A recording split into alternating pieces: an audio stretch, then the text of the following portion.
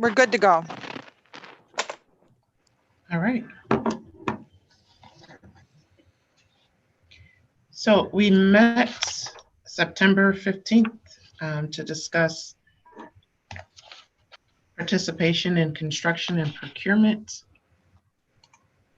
And at that time, we had a few follow-up questions for regarding construction procurement as well as general procurement.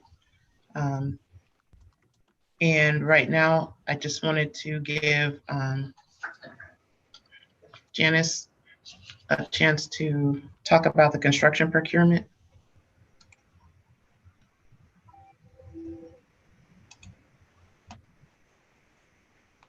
Sorry, I was on mute.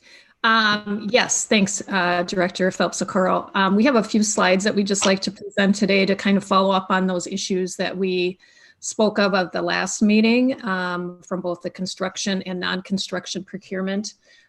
So if I could get Beth to put that presentation up, I think she has it. I don't know how to, okay, great. Or Mike Williamson is doing it. Great. So, so I just wanted to kind of review some of the things that we talked about last time. And Ginny Rothy, who is our Director of Facilities Planning and Construction, as well as our Senior Director, James Weishon, is also on the phone to answer any questions. But we had talked about at our last meeting some of the immediately available strategies that we're looking to deploy or have already deployed, and some of the outreach we have done from the last meeting with the City of Milwaukee and some of our other public entity partners, such as the county and MMSD. So I will ask them to just briefly touch on those pieces and then just kind of give an update of where we're at with those pieces based on what we have displayed here on the screen.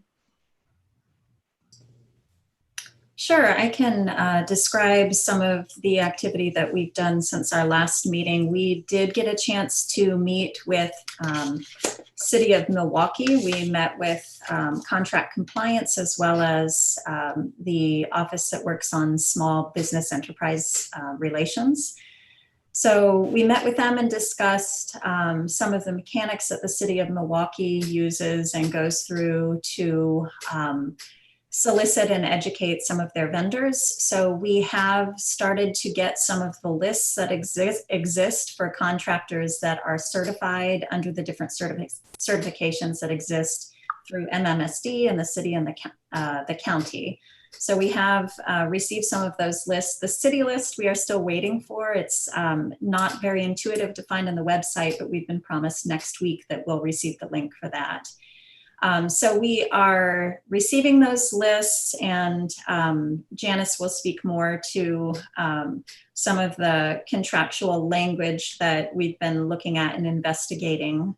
And beyond that, we are starting, as we mentioned last meeting, to work on planning for that open house that we intend to hold for our contractors, to invite in contractors to hear about the work at MATC, to hear about these different educational avenues they can learn for different subcontractor groups that exist in different trades divisions that they can pull from, hear about the stated goals at MATC and different ways that they can help us achieve those goals for using historically underutilized businesses. And I would just also add to what Ginny mentioned, we are really working to prominently display those certified hub vendor lists to our general contractors, because what we're really trying to encourage and increase is our minority and women-owned participation in those subcontracts under our large general contracts for our big construction projects. So that's an area where we think we can really get some additional support there to really try to increase those numbers. At the last, and we can just go to the next slide. I know at the last meeting we talked about we were going to be doing some legal review of our ability to put preferences in at the front end of any of our bid processes, and due to constitutional and state law requirements, the only way that we're going to be able to really do that is if we consider the viability in doing a disparity study. to allow for that type of preference in our procurement processes based upon our WTCS requirements. So I know at the last meeting, Director Hamilton had mentioned the city having done one. We did have conversation with the city. They are in the process of doing one, and based on our legal review, it's questionable whether we would be able to use the same disparity study as the city, since we are a different public entity. So one of the future considerations that we have on the list here is really for the board to evaluate the cost and consider the viability of doing a disparity study. It is not something that is done without cost, and based on information we've received, we believe it's going to be in the several hundred thousands of dollars to do this type of a study. And it doesn't come without some risk. So before we would do that, we would really like the board to go into closed session at some point. And if this is a desire of the board to consider, to have some legal advice on that so they understand the full pros and cons of going into such a disparity study. Some of the other things that we've talked about is retaining a network of consultants to help manage and provide technical and financial assistance to minority-owned construction firms and suppliers. This is something that we can evaluate as we move forward and see how our outreach efforts and efforts to really engage and encourage more participation goes. And as Laura is going to talk about in her report next on the non-construction side, the board may want to evaluate and consider a more centralized purchasing model for those non-construction spend for non-competitive purchases to really try to impact those numbers in terms of minority purchasing. So that's kind of the updates we've had since the last meeting. And again, there's some additional information the board may want to explore, but this is what we have for today. Any questions on the construction side? Director Phelps-Sakura, may I ask a question? Okay. One of the things about this that I don't understand, and this is not an area of law that I practice in, so I hope I'm not stepping in anything by asking the question this way. I understand the importance, excuse me, of trying to involve minority owned suppliers and firms, but shouldn't we also be asking the non-minority owned entities that we do business with how many minorities they employ? So if you've got a big general contractor that's owned by a bunch of old white guys like me, but they're doing a great job and they've got, I'm going to grab a number out of the air, 40% of the employees doing the jobs that we would hire them for are minority members. Shouldn't that count differently perhaps, but in significant part on how we evaluate what our current suppliers are doing? There may not be a minority owned enterprise that has the capacity, for example, to do a particular job or to be the general contractor on a bigger job or something like that. I don't know. But it seems to me that our goal here is to see that as many minority, disadvantaged, et cetera, groups as possible, as many individuals as possible are benefited or brought into the economic system through interaction with us. And I'm just wondering, do we ask those questions? Are we allowed to ask the questions in that way? From the construction experience side, you are allowed to ask those questions. They have to be asked in a certain way. For instance, when we have construction contracts, I'm speaking personal with our business. If we do business with City of Milwaukee, we do business with MPS or any other educational institution, they ask those questions. And that is something that we can ask. They have what's called a coin, and they also I'm not sure, like legally, Janice, you can help out with that. Like if we can require it, but we can strongly suggest in contract language, like this is what we want to see going forward. Just like we asked about the apprentices to be involved in any type of construction going on with MATC. Yeah, I think we can certainly strongly suggest that that's what we're looking for. I don't know that we can require it. I think it is something that we can certainly include because we do that now. Certainly on the subcontractor side and the apprenticeship side is that we strongly encourage our general contractors to meet our threshold, our 18% threshold that we're trying to get to on our contracts. So certainly I think we can look at whether we can include and on the construction side, and I know Laura can speak to the other side, but I know in some of our RFPs and things, we also ask the respondents to talk about what their diversity efforts are with their businesses. So I think that's somewhat analogous to what we're talking about here. But we can certainly encourage and ask for statistics around, you know, what their workforce looks like.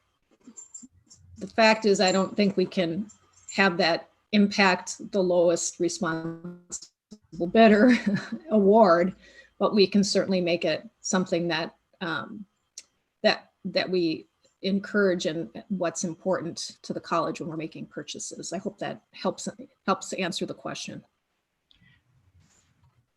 So I just have a quick piggyback question onto that. So if we're doing a contract, say the city has 5% preference, kind of like a 5% leeway for a minority owner disadvantaged business, is that something that legally MATC can do?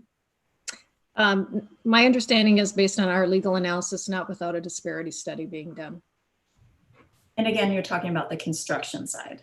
Correct. I'm talking about this is around construction, and our research has shown that we will not be able to do that unless we have a full disparity study conducted. Okay. Question.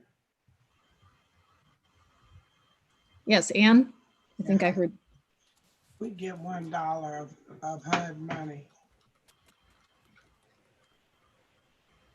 She's asking, do we receive any HUD money? HUD funds? Not that I'm aware of.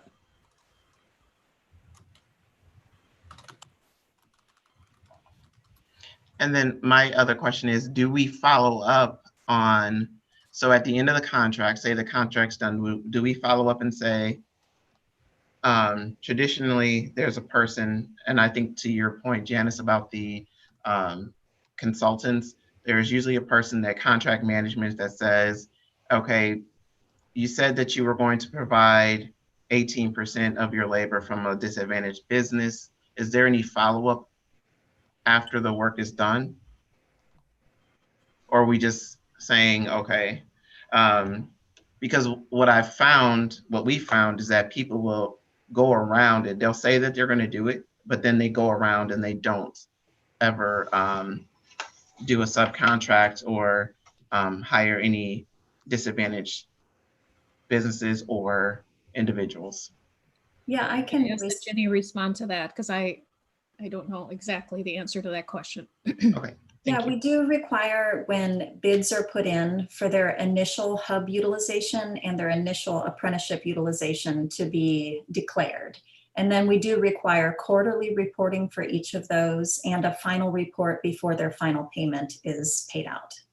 Okay. So yes, we get quarterly actual reports as they go through. Okay, thank you. Mm-hmm. All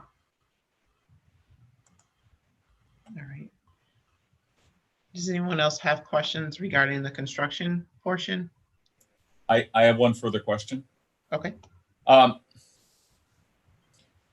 I think it would be, I don't know if this exists. I haven't seen it if it does. And if it doesn't, I think we should create it unless you have strong reasons, like litigation related reasons, perhaps, that we shouldn't. But I've heard a lot today and in the last couple of meetings about what we do. For example, what Jenny just relayed and what Janice was talking about a few minutes ago. But is there a place where a board member, or in particular a new board member, can go and say, there's this report here that's available that says these are the policies we implement, this is what we do presently to follow up on them, and maybe update that periodically to make sure it reflects what we're actually doing, and so that someone who's interested in this topic, and I suspect perhaps maybe public media that are interested in this topic could be told very quickly what we are doing in this area. So I will ask Ginny to respond if she has anything out on our website, but I think that is a really good suggestion that we can certainly improve upon if we do have something out there, is to create a web page that would explain to the public who are looking for this kind of information, the efforts that we are taking, and where they can find educational resources to help understand how we do our bid process and how they can get involved. So thank you, Director Foley. I think that's a great suggestion. And if we have something already that we have, we can certainly look at improving that and making that readily available. Yeah, and if you date it, as of this time, this is what we are doing, then we can also assess very quickly whether it's been a while and we want to update it, or we know things have changed and we want to do that.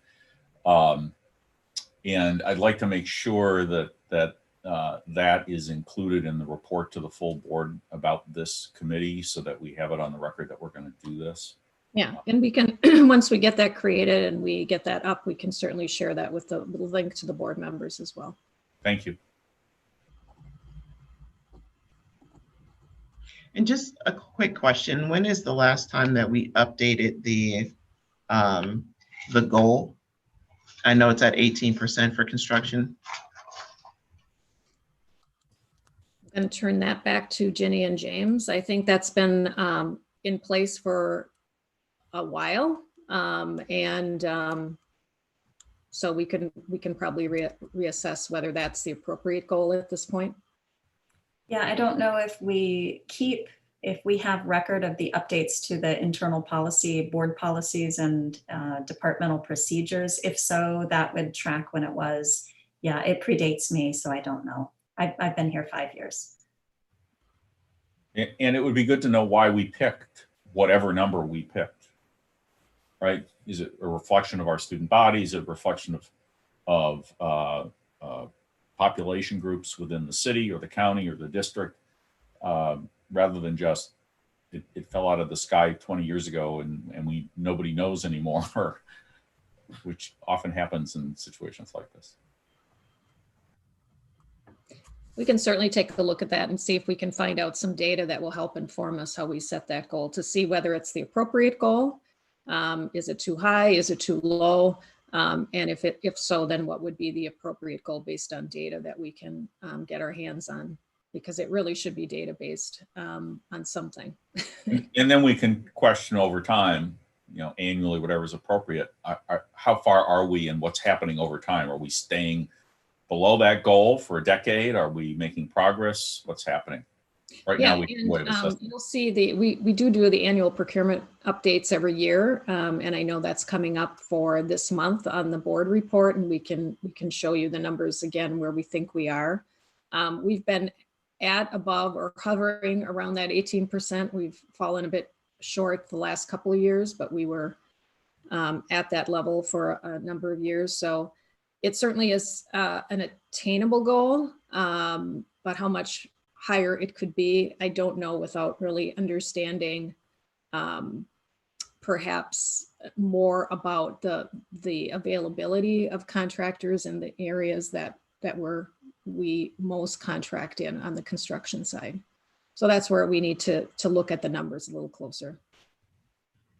And did we get a chance to take a look at, because I know like for City of Milwaukee, State of Wisconsin, in the county, how they take a look at things is if they have 3 or more qualified bidders in that particular area, then that goal applies.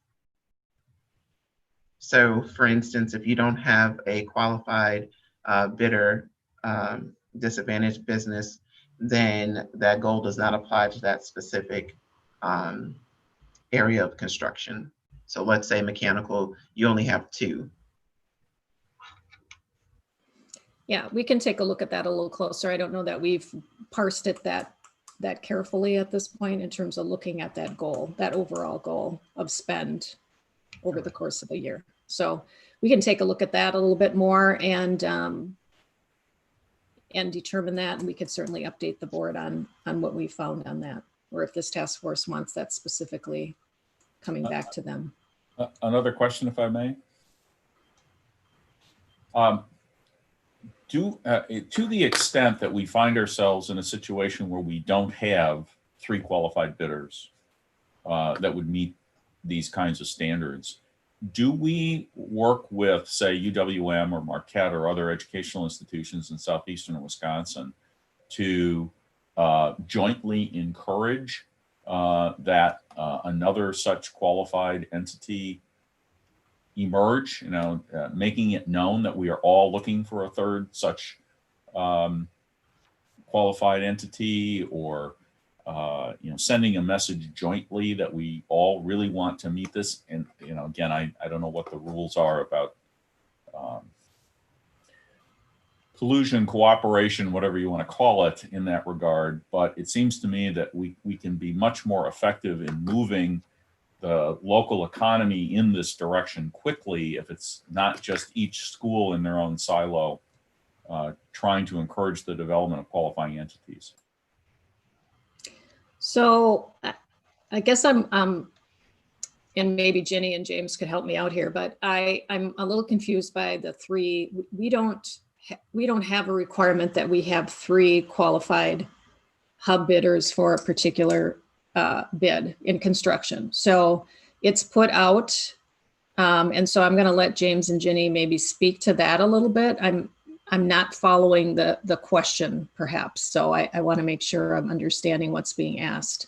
Okay. Our requirements for WTCS is that we have to award to the lowest responsible bidder. And unfortunately in our world, we can't link responsible to being a minority or hub qualified bidder. So unless we do the disparity study. So again, what we are, and what we have been encouraging and what we're going to continue to encourage and to continue to expand upon is understanding all of those potential world of qualified bidders so that we can educate and get them informed about how they can be successful in our bidding process and how we can encourage and provide resources to the general contractors to enhance and improve their participation of hub qualified subcontractors. So, so I'm gonna leave it at that and see if Ginny and James have anything they want to add to that. I think you summarized well. I could speak, as we have before, to some of the avenues that we get the word out for our bids. We do publish in 3 traditional trade journals, one of which is the Spanish Journal, the Daily Reporter, and I'm not thinking of the third offhand, but it's in some of our prior materials. We also post our bids on AE Graphics website, which is the same place that Milwaukee Public Schools post their bids and some other state agencies that are in the area. So contractors that are used to bidding on MPS see all of our bids as well. So that's one way that we do it. And we have been doing more outreach in the past 12 months than we have prior, trying to solicit multiple bids on projects. You should see on each board report in the procurement section in the consent agenda that the construction bids list all of the bidders that bid on a project. And we have been seeing 3 to 5 bids on each of our projects, but we don't have a requirement per se that a hub firm needs to be one of those bidders. In the recent past, I can only think of one general contractor that we've seen bid on our projects that is a hub firm as a general contractor. Most of our participation comes in the subcontractor form. And even from those hub firms that have been general contractors that have received our jobs, it's not a guarantee that they're 100% in the hub category. We're still seeing about 30% participation from those general contractors that are hub firms. because they don't necessarily use their own forces for each of the trades division. They have to subcontract out work as well. And they don't necessarily use minority firms for those because they may not be available.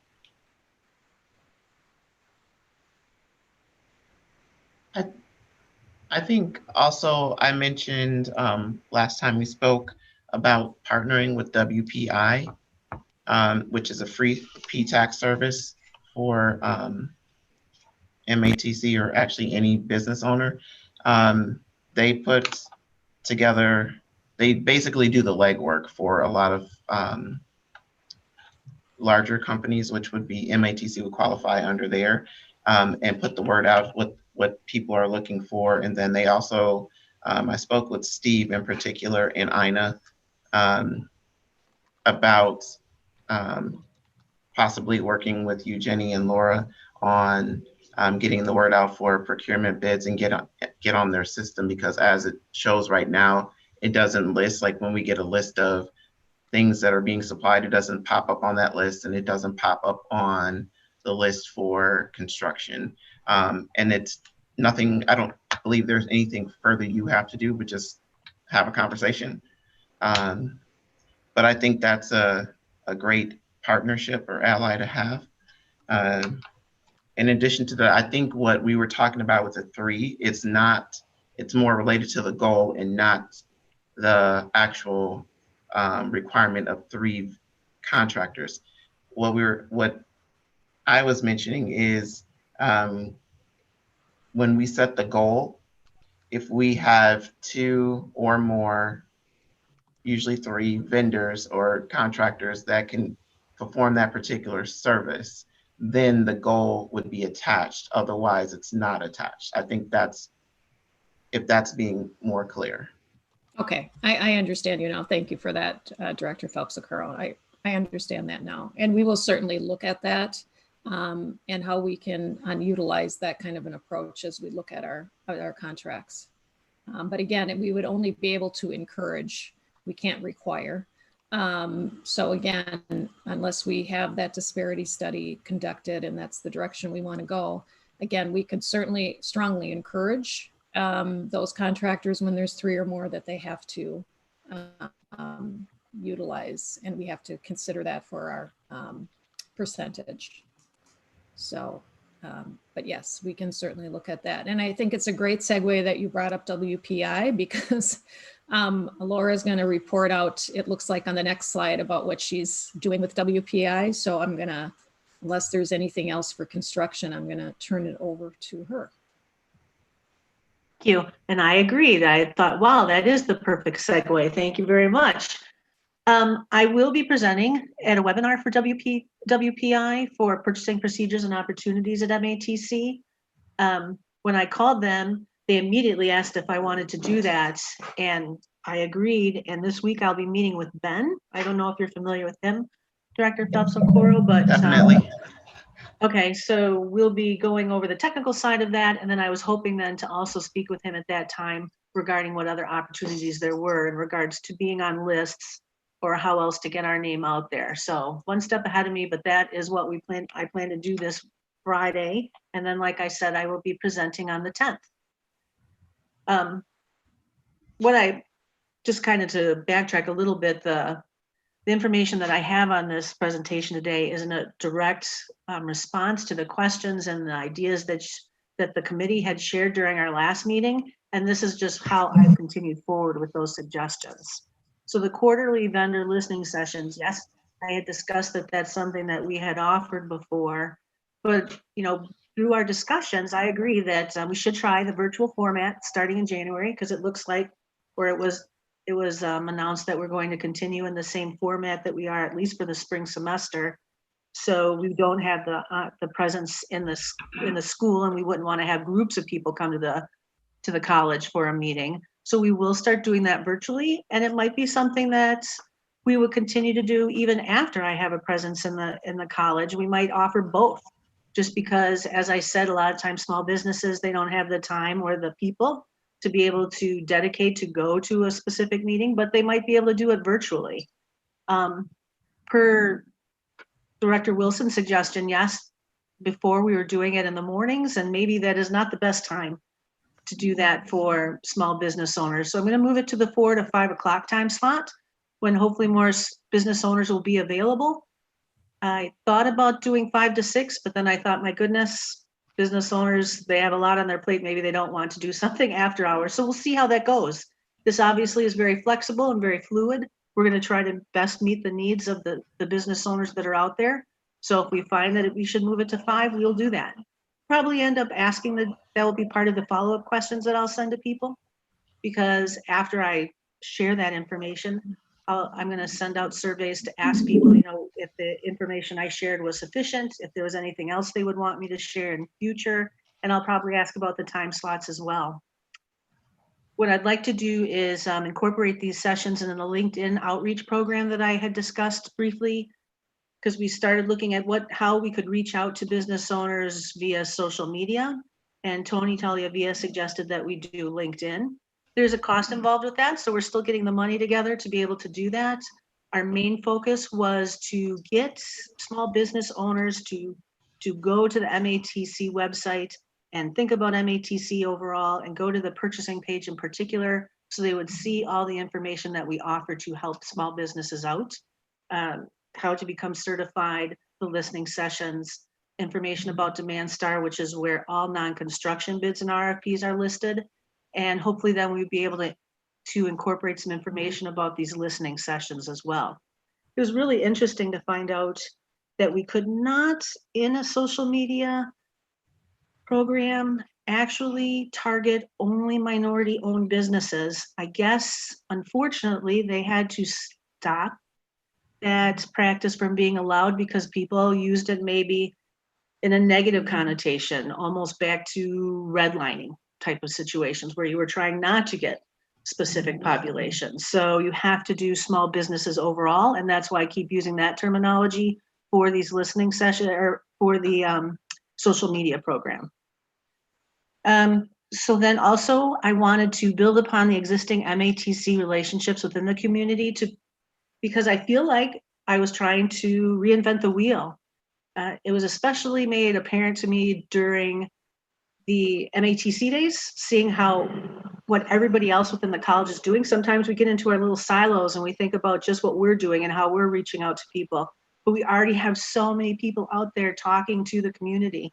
And also, Director Wilson had suggested, maybe we should try reaching out to other people within the community that you don't necessarily think of purchasing right away, like faith communities and just all different places. What we need to do is make sure that MATC is part of the conversation and that they think of us as a place to go and a place that they want to do business with. And we want to make sure that not only the purchasing department is sharing this message, but that all other employees are sharing this message and they feel comfortable with it, and encouraging people to come to MATC and do business with us. I thought of most specifically like Walter Lanier is out there with, where we have programs targeted towards specific minority groups within the community. We need to have MATC just be part of the conversation. So I want to make use of all of that communication already happening throughout our community and just make sure that they're sharing my message as well. Does anyone have questions about any of that follow-up from the last meeting?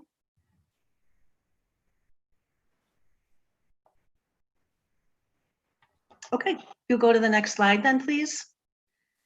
As Janice has really been focusing a lot on what our legal parameters are that we have to work within when we're making our purchases, we have to start thinking about, well, where are the opportunities when we're working within WTCS guidelines to increase our minority vendor participation? So I broke it down. Last year, MATC dealt with about 2,739 vendors over the course of the year. 2,337 of those vendors, we had an overall spend of less than $15,000. So that means when we made those purchases with all those vendors, no competitive process was required. We had absolute autonomy in our decision-making of who we were going to spend those dollars with. Now, the spend of those dollars is $4 million. When you look at our overall spend, that seems like a small amount, but that still offers us an opportunity of almost $4.5 million that we could make decisions towards going with the minority vendors. We also have, when you look at between the $15,000 to the $50,000 mark, we have to have 2 to 3 quotes when we make those purchases, but that still offers us some flexibility because we get to choose which vendors we go to request quotes from. So we do have some low-hanging fruit where we can help people or kind of steer people towards more minority vendors, make that part of the decision-making process. So we'd still be working within the guidelines, but we have that little bit of flexibility. So that altogether is about $10 million worth of business where we have that flexibility. But overall, for the vendors that we spent over $50,000 with and we did the official bid or RFP process, or we used an existing contract, a state contract or a cooperative contract, that was $43 million. So $43 million, the decision had to be based on something other than that and could not really be taken into account, that participation. Regarding the conversations that were going on earlier, we do have it written into our RFP process, the request for proposal, when we're looking for services, that we do have 5% that can be awarded to vendors based upon their minority ownership or their just participation as to how many employees they have that are people of color, et cetera. So we were able to work that into the RFP process as a if there was a tie-breaking situation. So, and I know that the WTCS is for at least the non-construction bid process. They are currently working on, and hasn't been official word yet, where we would be able to give 5% preference for a bid for minority firms. So as long as the pricing was within 5% of the lowest bid, we could choose a minority vendor, but that is not official yet. Oh, and in regards to what Janice had said for having a more centralized purchasing process, if we had a more centralized purchasing process, we could say, this is the vendor that you're going to use. And the purchasing department would make the decision and would choose what items were being purchased, et cetera. That, of course, would help in regards to being able to choose minority firms at the forefront. But there's a lot of other things to take into consideration with that. It would limit the items that are offered. Right now, we have a very open purchasing process where there's a great deal of information that is shared by the people that are actually requesting the purchase. We consider for example, all of the instructors subject matter experts. So they go and they say, this is the type of item that I want. These are the specifics that I want, and these are the vendors that I would like us to directly solicit. So if we went to a more centralized purchasing process, which is what we had done when I had worked at UWM as a purchasing agent for the bookstore, we purchased everything off of existing contracts. We did not go and do bids and RFPs. We just said, tell us the general idea of the items that you wish to purchase, and then the purchasing agents would go and we would go through all of the different contracts and find items that we thought most closely resembled what had been requested, and we only ordered those items that were under contract. That was a lot more work for the purchasing department. We would have to have a much larger team to be able to have the time to go through all of those, and we would be limited by what was on contract. So there are some pros and cons. We would have a little more control, but then we would also at that time be taking away some of the autonomy or some of the input from the instructors, and we would be limited to what would be offered through contracts, because there is always a little bit of lag time between what's popular and what comes out and when a contract is created. For example, we are doing a bid that's being released tomorrow for some modular skill kits for the nursing program, because obviously everything is virtual now. They need to have some way to practice how to do basic things, drawing blood, dressing a wound, whatever. And we're going to be providing kits to these people that they can bring home so that they can film themselves doing it and send it to the instructors, so the instructors can say, yes, you're doing this right, or no, you're not, and getting the feedback that they need. But something like that kit has never existed before because it was never really needed. the students could come into the classrooms. They could do that on the much more expensive individual mannequins that were for sale, which are hundreds of thousands of dollars a piece. These are much less expensive models where we can afford to give each student a kit. But just saying that that's not under contract. That's why we have to go out for bids. So we're not limited to that because we do have the much more open and decentralized purchasing process. So there's two different schools of thought on that. So any questions? Laura, I have a quick question. I spoke with Matt with Wisconsin State Bureau of Procurement. And they mentioned, I know you talked about the 5% preference. Mm-hmm. Could you elaborate a little bit more about that regarding MATC?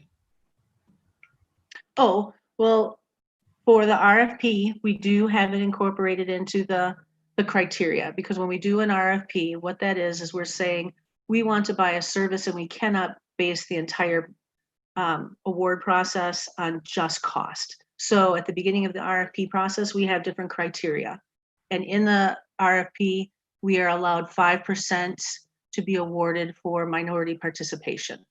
Okay. So I had that allowed a while ago. It's not necessarily the standard, but I talked Michelle into it, Michelle Rudman. So we've been doing that for a long time. Then also for the bids part of it, where the decision is traditionally based only on price, that is being considered by the WTCS to allow that 5%. But like I said, it is not official right now. Okay, and then that would be classified under the 50,000 plus for those RFPs? Correct. Okay, just so I'm clear. Thank you. Mm-hmm.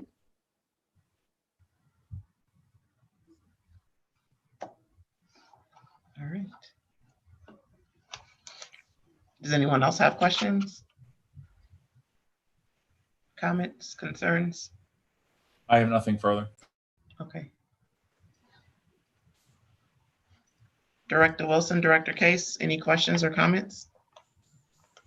I don't have anything. I don't. Okay. Well, I would like to thank everybody for their time. You've definitely given us a lot to think about. And Director Foley, I want to connect with you offline on how to proceed. If, I'm sorry, Laura, were you finished? Oh, I was, yes. Okay, just like, wait a minute, I didn't even Oh, ask. I didn't turn off my. Okay, with that said, if no one has any further questions, comments, or concern, I'd like to, may I have a motion for adjournment? I move we adjourn. Second. Thank you, everybody. Thank you. Thanks Thank to all of you. you. Thank you all. Have a good rest of your day. You as well. Thank you. Bye.